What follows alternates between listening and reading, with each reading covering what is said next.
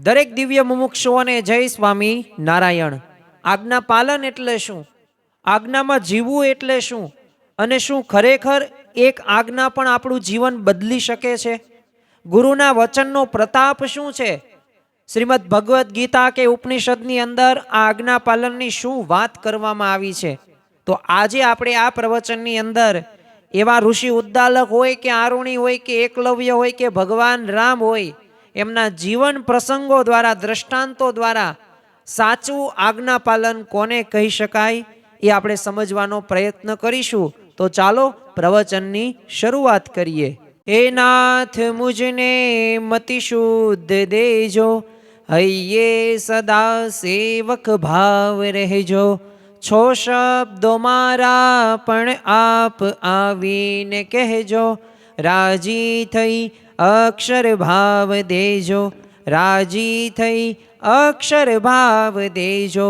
શ્રી સ્વામિનારાયણ ભગવાનની જય, સિયાવર રામચંદ્ર ભગવાનની જય, ઉમાપતિ મહાદેવની જય। દરેક દિવ્ય મુમુક્ષુઓને ભાવથી જય સ્વામી નારાયણ। આજના પ્રવચનનો મુખ્ય વિષય, આમ તો ગુરુના વચનનો પ્રતાપ શું છે, આજ્ઞા પાલન એટલે શું, અને આજ્ઞા પાલન તો આપણે આ જીવનની અંદર કેટલો અગત્યનો ને મહત્વનો ફાળો ભજવે છે, અને એવા શાસ્ત્રોના એ શ્લોકો સાથે અને દ્રષ્ટાંતો સાથે આપણે સમજવાનો પ્રયત્ન કરીશું। પણ એ પૂર્વે શ્રી હરિચરિત્રામૃત સાગરની ગ્રંથની અંદર ભગવાન સ્વામિનારાયણ ગુરુ વિશે કહે છે કે ગુરુના વચનમાં એવો પ્રતાપ રહ્યો છે ને કે એમના વચને જીવમાં અનંત જન્મોના પાપ છૂટે છે અને જીવ ભવ સાગરને તરી જાય છે।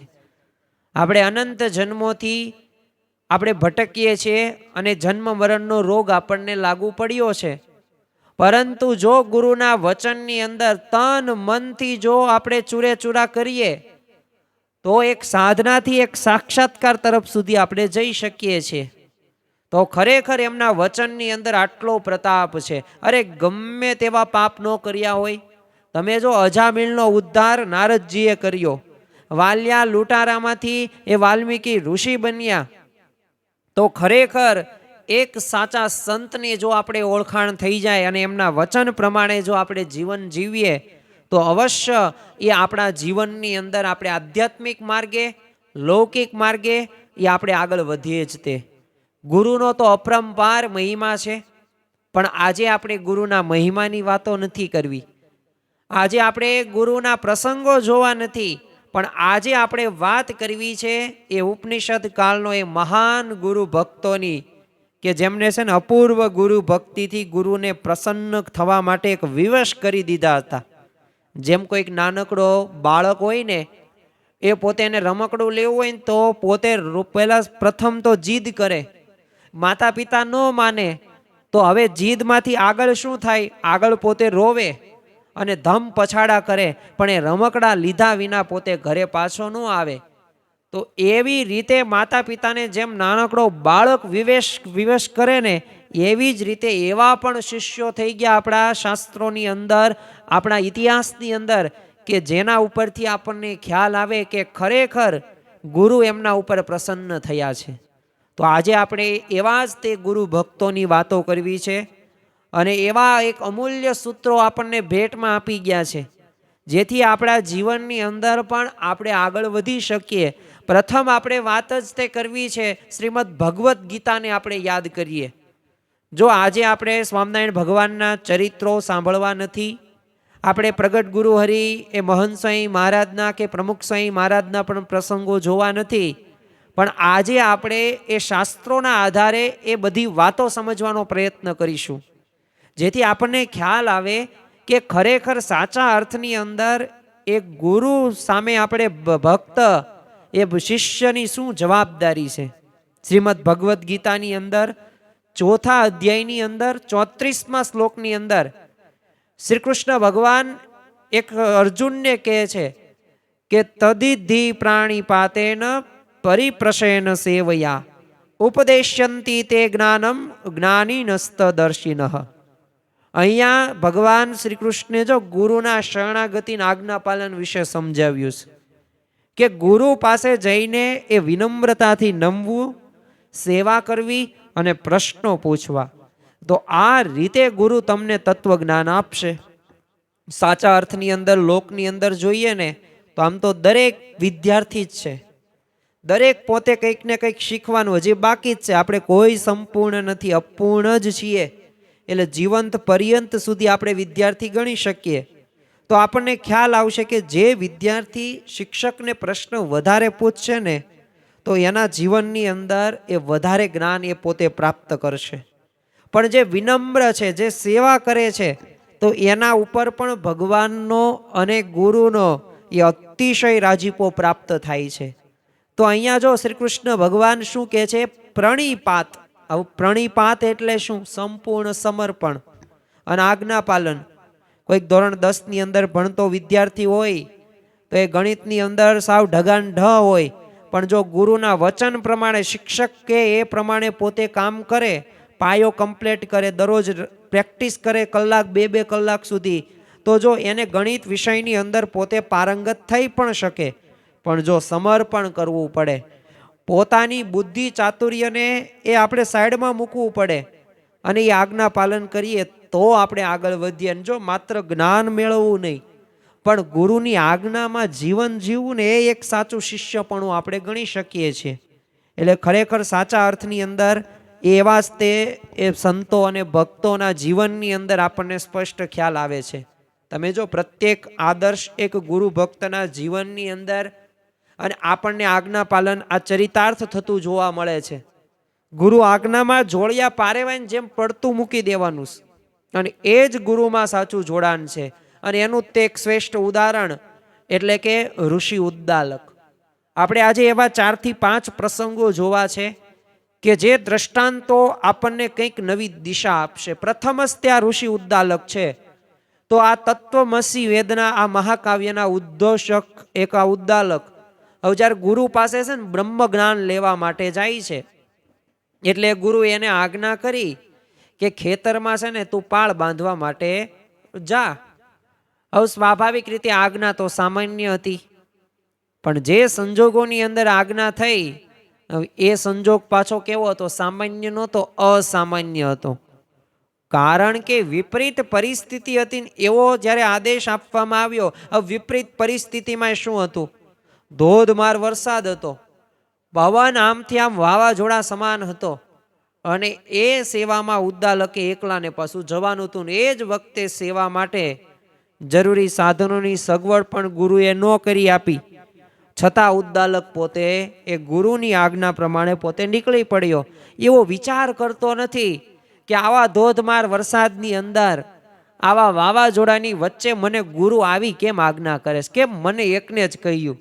આ બધાઈને કહેવું જોઈએ ને, આ તારો વારો ગુરુ કરે છે. આવું એને એક પણ વિચાર કર્યો નહીં. જો ઉદ્દાલકે વિચાર કર્યો હશે, ભલે ગમે એવા કપરા સંજોગો હોય, પણ જો ગુરુ આજ્ઞા પાળવામાં મારે ચોરી નથી કરવી. ગુરુ તો કેવા દયાળુ છે, અને હું તો કપરા સંજોગોમાં તે ગુરુ આજ્ઞા ન પાળી શકું તો પણ મને કોઈ દંડ નહીં કરે. અને જો મારી ગુરુ ભક્તિમાં તો ખામી રહી જશે જો આજ્ઞાનું પાલન નહીં કરું તો. એટલે આ બધી તે કદાચ ગમે તે થાય, ગમે તેવો સંજોગ છે, પણ મારે આ બધી પરિસ્થિતિનો સામનો કરવો પડશે, અને હું કરીશ, કારણ કે ગુરુની એવી આજ્ઞા છે. એટલે એ મારા માટે એ અગત્યનું છે. અને એટલે આવો વિચાર કરીને આજ્ઞા થઈ તમારી પછી, ન કંઈ જ રાખ્યું બાકી.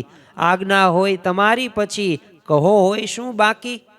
અને આવા વિચાર સાથે એ ધોધમાર વરસાદની અંદર આ ઉદ્દાલક જાય છે અને પાળ બાંધવાની શરૂ કરે છે. પણ વેગથી વહેતું એ પાણી, જ્યાં પાળ બનાવે ને ત્યાં જ તે પોતે પાળ તૂટી જાય, અને પાણી એટલો ધોધમાર વાવતો વરસાદ. એટલે ઉદ્દાલકે છેલ્લે હવે એકેય વિકલ્પ એની પાસે હતો નહીં. હવે પહેલાના સમયની અંદર કાંઈ એવી ઈંટ કે એવી કપચી કે પછી એવા કોઈ પણ પ્રકારની રેતી સિમેન્ટ એવું કંઈ મળતું નહીં. એટલે સ્વાભાવિક રીતે ધૂળનો જ સહારો લેવામાં આવતો હતો. તો ધૂળ દ્વારા ઘણા પ્રયત્નો કર્યા, પણ દર વખતે એ પાળ તૂટી જાય. છેવટે આ ઉદ્દાલકે નક્કી કર્યું કે હવે છે ને જમીન ઉપર આપણે પોતે સૂઈ જવું છે, અને માટીને પોતાના શરીરમાં ટેકે ટેકવી અને પાળ તૈયાર કરી નાખી. પણ હવે જો પોતે ઊભો થાય તો પાછું ફરી વખત ઓલી જે પાળ જે પડી જતી હતી એમ પાછી પડી જાય. એટલે પોતે સૂતો જ રહ્યો. હવે સાંજ પડી, ઉદ્દાલક પાછો આવતો નથી. એટલે ગુરુ તો અને બધા શિષ્યો હતા જે આશ્રમમાં રહેતા એ બધા શોધવા માટે નીકળ્યા. અને જ્યાં સૂતા હતા ત્યાં જઈને ગુરુએ જોયું અને પોતાનો એ કિશોર વયનો એ તેજસ્વી શિષ્ય એ ગુરુને રાજી કરવા માટે પોતે કાદવની અંદર રખતોળાતો. ઠંડા પવનના સુસવાટાન વરસાદની એ જડીઓ વચ્ચે પણ એની ગુરુ ભક્તિની જ્યોત એ લેશ માત્ર પણ ઝાંખી નહોતી પડી. અને ગુરુ તો પછી સામેથી દોડ્યા, એને ઊભો કર્યો, પછી તો એને બાહુપાશની અંદર જકડી લીધો. અને ગુરુ જે પ્રસન્ન થયા અને એવી પ્રસન્નતા વર્ષી એ ઋષિ ઉદ્દાલક ઉપર કે પોતે એ મહાજ્ઞાની પણ બન્યો અને તત્વમસી જેવા એક વૈદિક મહાકાવ્યોને ઉદ્ગાતા એ પણ બની ગયો. તો જો ગુરુ આજ્ઞાની અંદર જે સમધિ બની જાય ને હોમાઈ જાય છે, સમર્પણ કરી નાખે છે. સમધિ એટલે શું? યજ્ઞમાં હોમવાનું એક લાકડું. તો એવી રીતે જેમ લાકડું હોમાઈ જાય છે, તો એવી રીતે આપણે પણ દરેક આજ્ઞામાં હોમાઈ જવાનું છે. અને જો ગુરુ આજ્ઞા પાળવાનું તાન હોય ને તો ગુરુને રાજી થતા વાર ન લાગે. બાકી જો આપણને આવું આજ્ઞા પાળવાનું તાન ન હોય તો પછી ગુરુ કે ભગવાન કે કોઈ પ્રસન્ન પણ થતા નથી. મુંડક ઉપનિષદની અંદર તે પણ સ્પષ્ટ કહી દીધેલું છે, તદ્ધિ જાનાર્થ સ ગુરુમેવા ભીગચ્છેત સમિત્રાણીમ શ્રોત્રિયમ બ્રહ્મનિષ્ઠમ.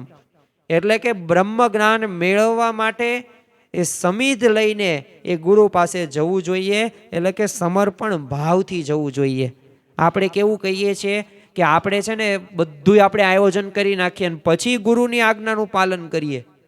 પણ જો ગુરુના વચનની અંદર શીશ નમાવીને એમની દરેક આજ્ઞાનું યા હોમ કરીને એ આપણે પડી જવાનું છે. જીત આપણી જ થશે. અને એ પ્રમાણે જો કરવાનું થશે તો જ આપણા જીવનની અંદર એ આપણે આગળ વધી શકીશું. આધ્યાત્મિક માર્ગે પણ એ આપણે એવી સ્થિતિ સુધી આપણે પહોંચી જશું. તમે જુઓ કે આવો જ તે સત્યકામ જાબાલીન હતો પોતે. હવે ગુરુ પાસે જાય છે એટલે ગુરુ પાસે જઈને કહે છે કે મને બ્રહ્મ વિદ્યા શીખવાડો, બ્રહ્મ જ્ઞાન આપો.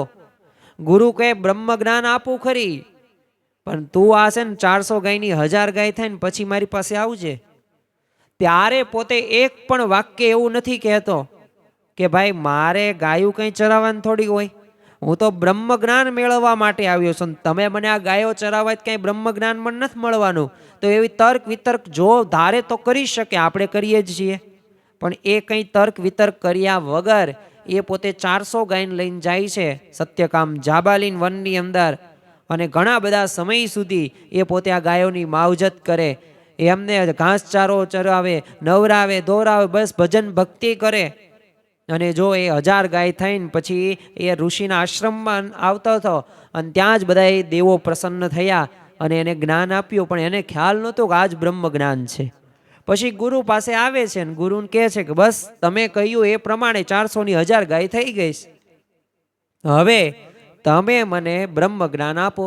ગુરુ કે કયું બ્રહ્મ જ્ઞાન? એ તો તને મળી ગયું, તે મારી આજ્ઞાનું પાલન કર્યું એમાં જ તને મળી ગયું. તો જો આ આજ્ઞા પાલનથી એ આપણા દરેક જે ઈચ્છાઓ છે એ બધી ઈચ્છાઓ પૂરી થાય છે. એટલે ગુરુની કે ભગવાનની એ દરેક આજ્ઞાનું એ આપણે પાલન કરવાનું છે. આવા જ તે ભક્ત ઉદ્દાલક ઋષિના તે શિષ્ય આરુણી, અને એ આરુણીનો પ્રસંગ પણ પ્રખ્યાત છે. કારણ કે ગુરુએ સ્વાભાવિક રીતે આપણને પણ ખ્યાલ છે કે આરુણી એ પોતે જ આવી રીતના સૂઈ જાય છે. અને આરુણી તે આવી રીતના ગુરુને રાજી કરવા માટે એ પોતે પ્રયત્ન કરે છે. જો રાજી પણ થઈ ગયા, પણ એમને ક્યારેય તે એવો એક પણ પ્રશ્ન પૂછ્યો નથી આરુણીએ ઉદ્દાલક ઋષિને. બીજું એક ઉદાહરણ આપણને ખ્યાલ છે મહાભારત સમયનું એકલવ્યનું, અને બહુ પ્રેરણાદાયક ઉદાહરણ છે આ. કારણ કે એકલવ્યને પોતે ઈચ્છા હતી કે મારે એ ધનુર્વિદ્યા શીખવી છે અને શ્રેષ્ઠ ધનુર્ધર બનવું છે. એટલે ગુરુ દ્રોણાચાર્ય પાસે જાય છે. એટલે ગુરુ દ્રોણાચાર્યને વિનંતી કરે છે કે મને તમે આ ધનુર્વિદ્યા શીખવો. એટલે સ્વાભાવિક રીતે ગુરુ દ્રોણાચાર્યએ કહ્યું કે જો મારે તો હું વચનથી બંધાયેલો છું, એટલે હું તો રાજકુંવરોને તે આ ધનુષ્ય વિદ્યા શીખવાડું છું. પણ હું બીજા કોઈને શીખવાડતો નથી. એટલે એકલવ્યએ તો આજીજી કરી પણ ગુરુ માન્યા નહીં દ્રોણાચાર્ય, કારણ કે વચનથી બંધાયેલા હતા. એટલે સ્વાભાવિક રીતે પોતે નિરાશ ત્યારે ઘડીક તો થઈ જાય છે, પણ પાછા આવે છે ઘરે અને વનની અંદર પોતે રહે છે. અને ત્યાં જ એને નક્કી કર્યું કે હવે કંઈ વાંધો નહીં, પણ મારે ગુરુ દ્રોણાચાર્યની પ્રતિમા બનાવી છે અને દરરોજ પૂજા અર્ચના કરવી છે, અને એ મને શીખવાડશે મૂર્તિ.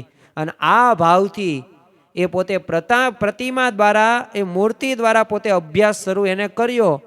અને આપણને પણ ખ્યાલ છે કે તમે જુઓ કે એકલવ્ય પોતે અર્જુન કરતાં પણ શ્રેષ્ઠ ધનુર્ધર હતો.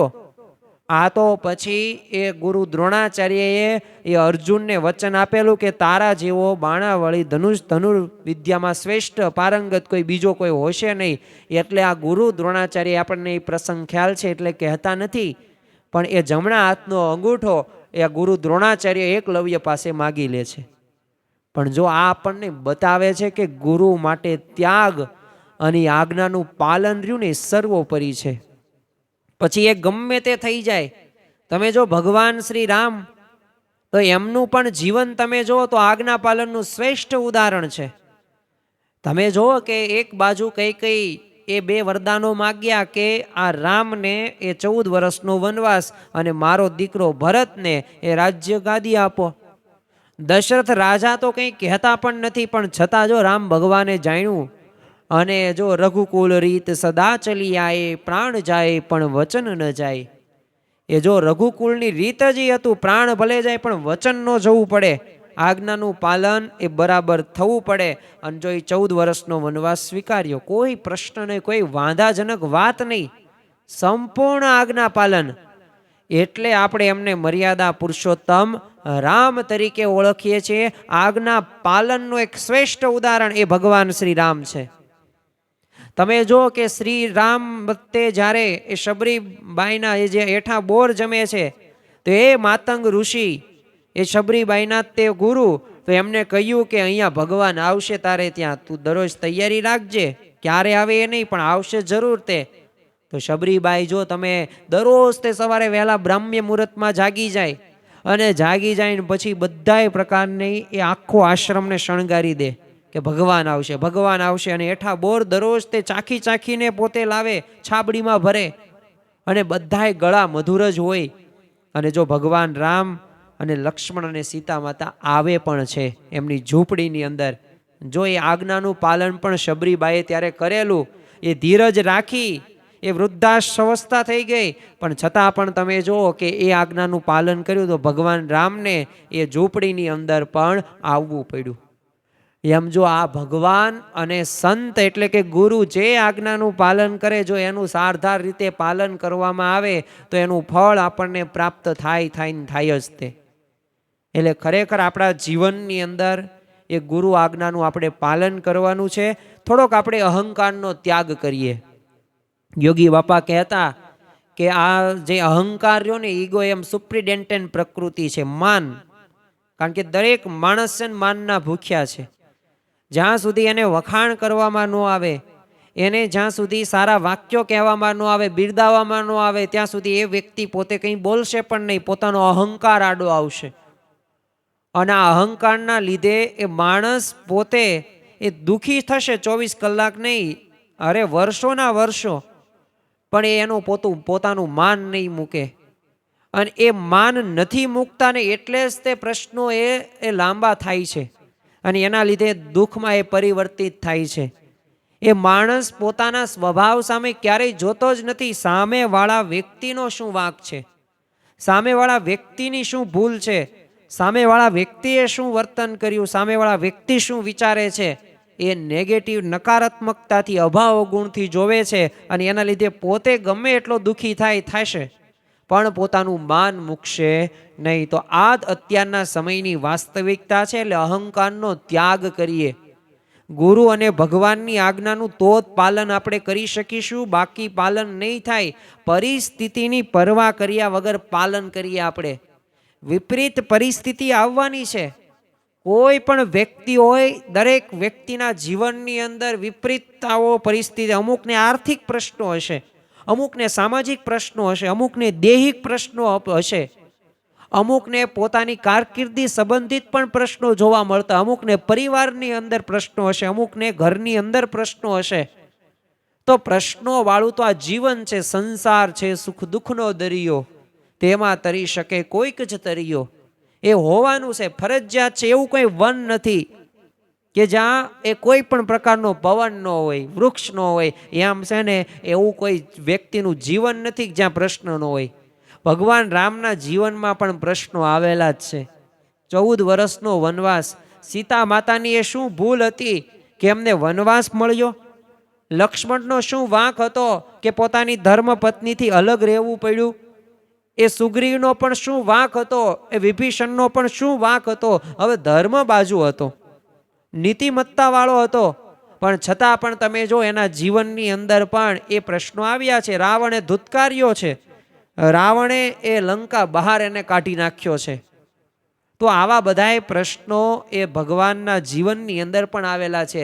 તમે ભગવાન શ્રી કૃષ્ણ તમે જુઓ, હવે આમાંથી કોનો જન્મ જેલમાં થયો છે? નહીવટ ટકાવારીની અંદર કોઈનો પણ જન્મ જેલમાં નથી થયો. પણ જો શ્રી કૃષ્ણ ભગવાનનો જન્મ જેલમાં થયો. શ્રી કૃષ્ણ ભગવાનના જીવનમાં તમે જુઓ કે એ ગોકુળ હોય, મથુરા હોય, કુરુક્ષેત્ર હોય કે દ્વારકા હોય, પણ એ દરેક જગ્યાએ કંઈક ને કંઈક તો એવી વિપરીત પરિસ્થિતિઓ, પ્રશ્નો આવ્યા જ છે. પણ જો પરિસ્થિતિની પરવા કર્યા વગર એ પોતાનું કર્તવ્ય નિભાવ્યું છે, એમ આપણા જીવનમાં એ પરિસ્થિતિ આવશે, પણ પરિસ્થિતિની પરવા કરવાની નથી. ગુરુની આજ્ઞા, ભગવાનની આજ્ઞા શીર સાટે પાલન કરવાની, સંપૂર્ણ સમર્પણ ભાવથી આપણે જોડાવાનું છે. અને ખરેખર ગુરુ આજ્ઞાની અંદર એ આપણે સમિધ બનીને હોમાઈ જવાનું છે. જેમ લાકડું યજ્ઞની અંદર હોમાઈ જાય ને, એમ આપણે પણ ગુરુ આજ્ઞાની અંદર હોમાઈ જવાનું છે. એટલે ખરેખર ગુરુની આજ્ઞા એ કોઈ સામાન્ય શબ્દ નથી, એ આપણે આત્માને પાર ઉતારનાર નાવ છે. જે ગુરુ આજ્ઞાની અંદર પોતાને વિસર્જિત કરે છે, સમર્પણ કરે છે, એને ગુરુ કૃપા સ્વયં શોધી લે છે ને એના ઉપર જ તે ગુરુ કૃપા એ થાય છે. તો આજના દિવસે આપણે મહારાજ સ્વામીના ચરણોમાં પ્રાર્થના કરીએ કે આજ્ઞા પાલન સાચા અર્થની અંદર અમે સમજ્યા. ખરેખર અમારો ઇતિહાસ, અમારા શાસ્ત્રો એવા ઉદાહરણો, દ્રષ્ટાંતો અમને સમજાવે છે કે ગુરુના વચન, ભગવાનના વચનની અંદર એ તન મનથી ચૂરે ચૂરા કરી નાખવા, પોતાની બુદ્ધિ તર્ક વિતર્કને સાઈડમાં રાખવી અને ભગવાનને સંતની આજ્ઞાનું પાલન કરવું એ જ શ્રેષ્ઠ છે. બાકી બધું કનિષ્ઠ છે. તો આપણા જીવનની અંદર આ મુદ્દો આપણે જીવનમાં ઉતારીએ, બીજાને પણ આ મુદ્દો આપણે કહીએ, જેથી એના જીવનની અંદર પણ પોતે આગળ વધી શકે. તો ખરેખર આજના દિવસે મહારાજ સ્વામીના ચરણોમાં પ્રાર્થના કરીએ કે અમે પણ આવું જ તે આજ્ઞા પાલન કરીને એ તમને રાજી કરી શકીએ. એ જ આજના દિવસે પ્રાર્થના. શ્રી સ્વામિનારાયણ ભગવાનની જય.